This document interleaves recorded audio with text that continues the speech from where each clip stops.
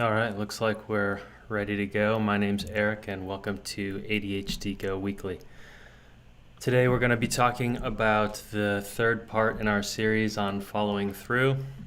The first parts just had kind of weird ass titles just to kind of differentiate them, but really, we're just going through a lot of the symptoms of ADHD. And today, we're going to finish up with one of the worst, and that's why this one's titled It Gets Worse. And that's procrastination. So, and then we'll also talk about a few really good ways. Obviously, we're going to get into the treatments as well, and they're really good, promise. So, procrastination is when we put something off for an undetermined amount of time. So, that's, again, I go back to this theme again and again, and I don't have a word for it yet. Still workshopping it, but it's like the fog. It's like haziness, that it introduces uncertainty because you haven't set a time to do it and or made a plan. I mean, if you don't have time, then you don't have a plan. So, and I think atypicals tend to do this in large part because putting things off feels safe. And we think that inaction will somehow prevent change. And it's kind of sometimes can be difficult to wrap our head around how scary change can be, both not only in failing, but also in success. Both of those things can be really difficult to handle. So, and we'll get into that a little more, but obviously the truth of the matter is change is inevitable. Everything's always changing all the time, and inaction only forfeits our influence over the outcome of what's happening. So we can't just hide from things, and because we're afraid of failure, or because we're afraid of success and putting ourselves out there even. And that's really bad. There's no happiness that way, because having influence and control, some amount of control in our lives, is really what makes us happy. It gives us agency. That's the feeling of real freedom that most of my clients are chasing. I think that's what most of us are after, is that kind of agency. And if you're willing to do whatever it takes to get it, then you can overcome your symptoms. So it's a constant struggle, but getting over procrastination is a really big part of this process of self-actualization, because procrastination is disempowering and because it's taking away our agency. So everything is always, as I said, with everything constantly being in flux anyway, a lot of us have a lot of existential dread. And I think that makes it hard to do a lot as well. But the truth is, the universe is blowing up right now. Everything is violent, happening, leading to entropy, falling apart. Everything is going towards just an equilibrium state of energy. So change is the law of the universe. Change towards that chaotic state. To be alive is to constantly be escaping death until you don't. But frequently the problem with how our procrastination comes to us, and that slowing down of procrastination, is it's through doubt. And it comes in the form, a lot of times, of self-care. Self-care is often a disguise used by doubtful thoughts that want to divert you from the scary thing that you really want to try. And the things that scare us are the things that we're curious about and that we're excited about. If we're really pushing ourselves, we're doing things that scare us, that make us uncomfortable, going outside our comfort zone, trying new things. And that's what gives us a real rush. So we're frequently seduced by this voice of self-care when we're afraid of that feeling of going outside our comfort zone, because we have that apprehension about putting ourselves out there and either succeeding or failing, or it doesn't even have to be putting yourself out there, just something you don't want to do. is what we procrastinate on. So a lot of times we'll have something on the schedule, the checklist, the timer, the alarm's gone off. I know it's time to start something. I'm sitting on the couch looking at Twitter, and I know that I need to be doing something else.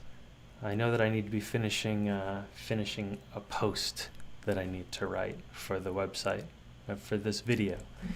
And a voice says, "Hey, Eric, why don't we just, that sounds like a really important thing. That's going to be a little hard, a little scary. You don't want to mess it up. And you're kind of stressed right now. I can tell. Why don't you take a couple of minutes and just play a quick round of games on your phone? Just get on the sticks for a minute, the phone sticks."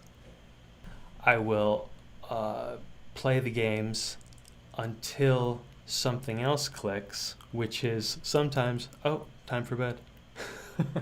We can get hyper-focused in these distractions, and they can eat away at all of our time. Like I said, we get diverted, we get slowed down by an insecurity, which leads to a doubt, and then we have that moment where we provide a justification. Oh, well, we should do something for self-care. So we bring our best energy to this important project, and that's when the distraction starts. That you ask yourself more questions about what you should be doing. Vagueness comes in. It's that fog rolling in and getting us distracted.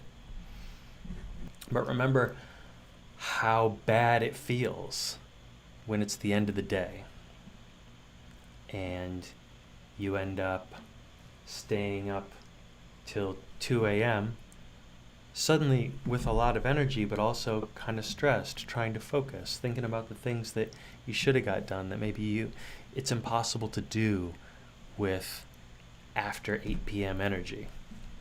So this spiral of shame that comes from procrastination is really holding a lot of us back from things.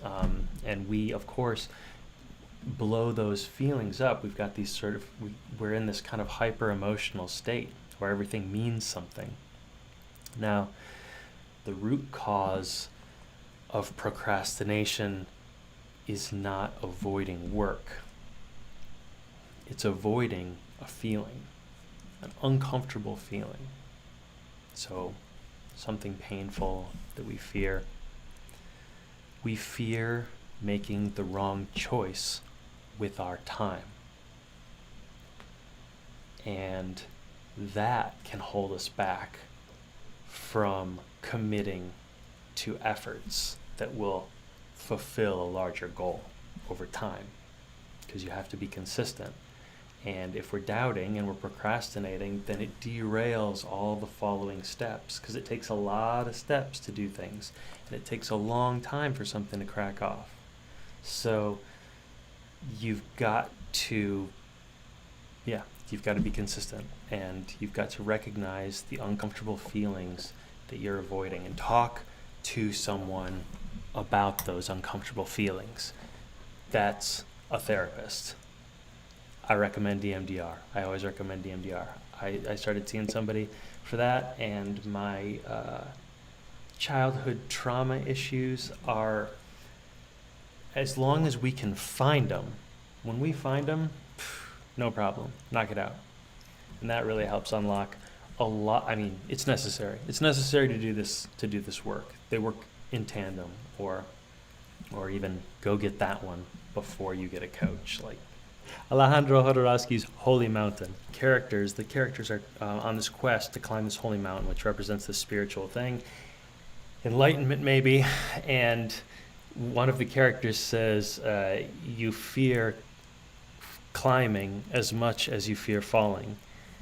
Whether you fall or you climb, you've got to be excited about climbing, the act of climbing, and indifferent about falling. And I know that I'm getting way meta, but the point is you've got to find a way to get excited about crossing a finish line, about doing things with urgency. You've got to get excited about the climb and not clench up because you fear the fall, or you fear climbing because you're going to die on that mountainside. There's also positive procrastination. Positive procrastination is actually good, because with positive procrastination, we put something off until the appropriate time. And this isn't meant to be a switcheroo, so I'll just let you know that you could think of this as scheduling. But just think about how the concepts relate. Procrastination can actually be good. You just have to do it right. And what that means is you're putting something off because it's not the right time. In this case, waiting is an action. Maybe something else has to be done first. Then you have to, that other thing has to be taken care of, and maybe that something isn't out of your control. Just the time isn't right. So, but positive procrastination happens because we know the next step, it's clear, and we know when it's going to take place. So we know the when component. With regular procrastination, we're just getting involved in some kind of distraction with no understanding of what's coming next. It's just the fog. So with positive procrastination, we know what the next step is. We know when it's going to happen.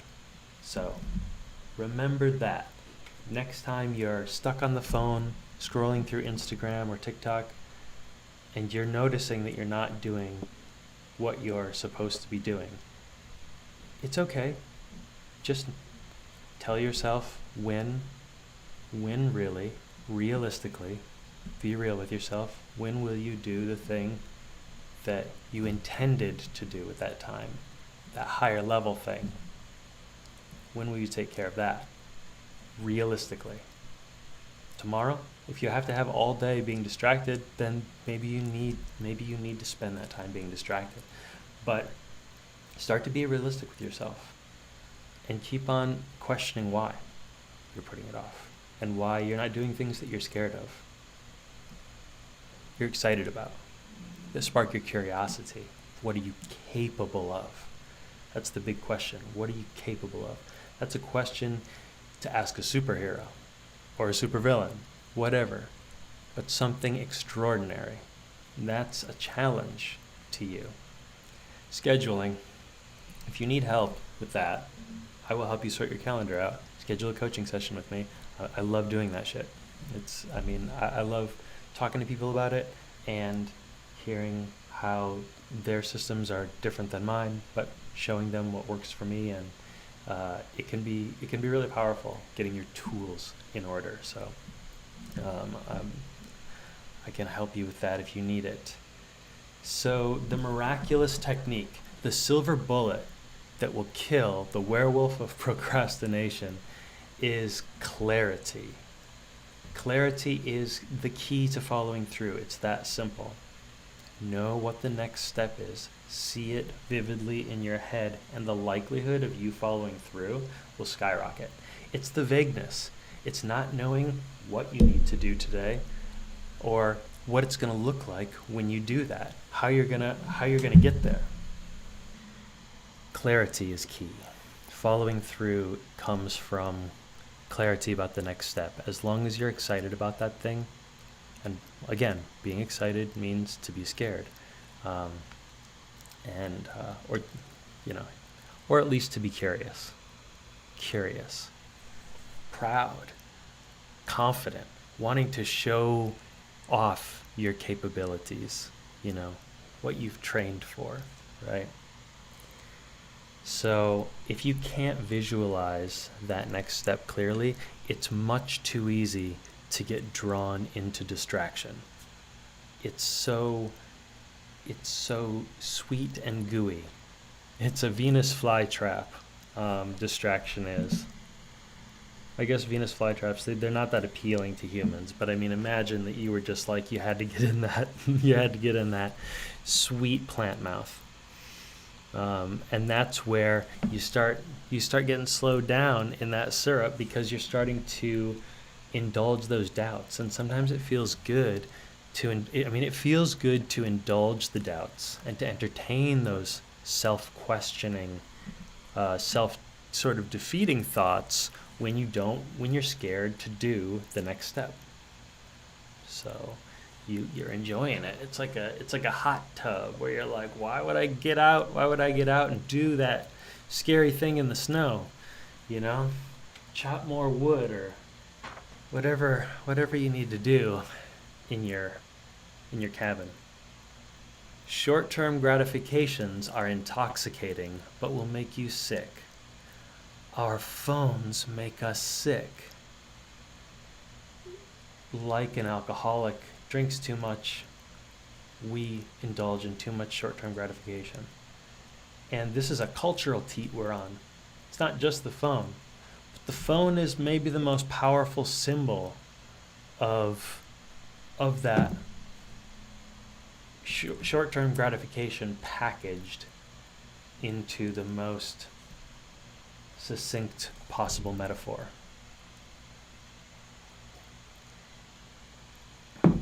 We need to get connected with our communities again. That's what gives us urgency, gets us over procrastination, doing things for other people, not just ourselves. When we think about ourselves, we get depressed. When we think outward to other people, that's when we start to build things, when we start to get excited, when we start to take risks, because we want to show people we care.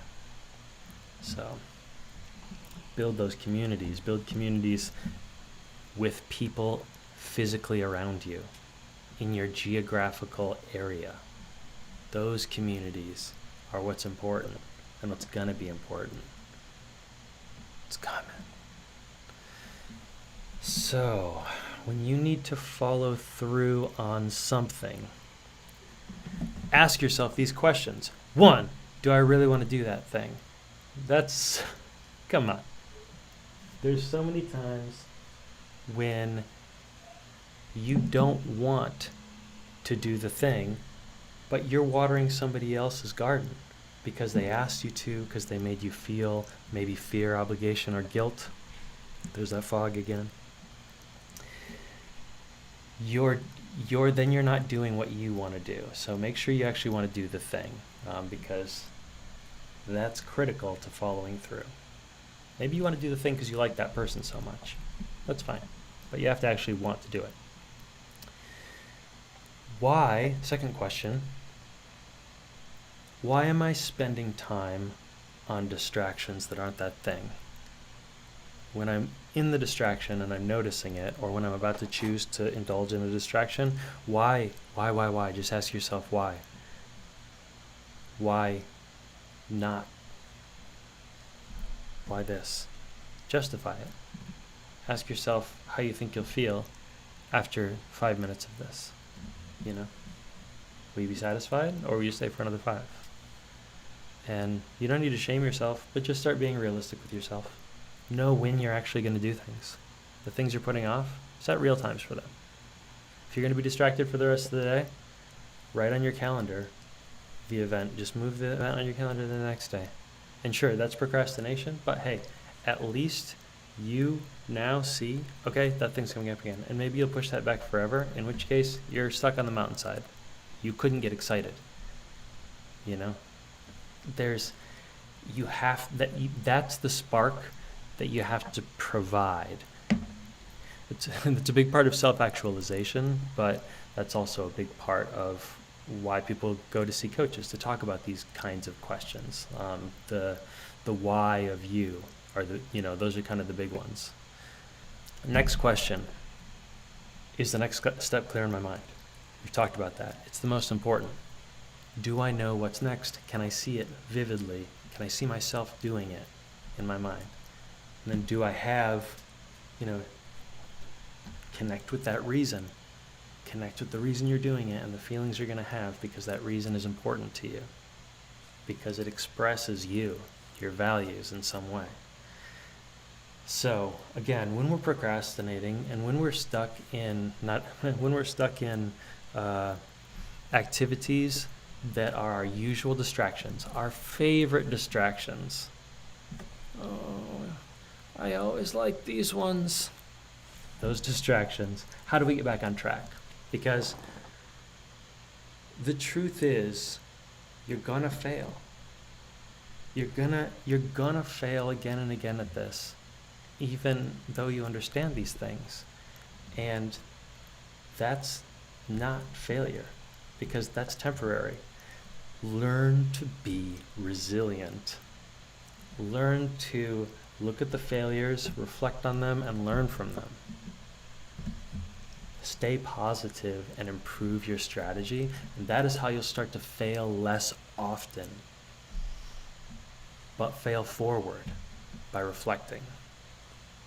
No matter how you approach your procrastination, no matter when you recognize it, how you decide to hold yourself accountable so that you can make change, whether that's through a coach, whether you have a personal acquaintance that you rely on or who's holding you accountable for these things, however you can start to take it seriously. If you are able to hold yourself accountable, maybe that's possible as well if you have a system. The point is, slow down and just listen to yourself. And the answer for what the best possible solution is to getting through that procrastination and to dealing with those feelings of uncertainty about the things you should be doing, that's going to free you. That's what freedom is. That's going to give you the ability to follow through on the things you say. And that's what this whole mini-series has been about, following through on the things that you say you're going to do more often.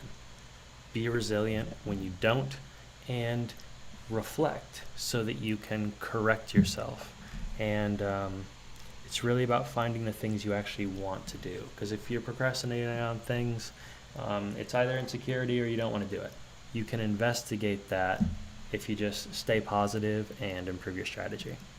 I hope you enjoyed all of that. I'm going to start posting videos a little more often coming up here, really having fun doing it, and appreciate all the great feedback from you guys. And to everybody who's, just everybody out there who ever sees this, future people, time travelers, glad to have you on board for this ADHD series. Someday I'll figure out how to sign these off. Anyway, have a great night, guys, and I'll catch you on the other side.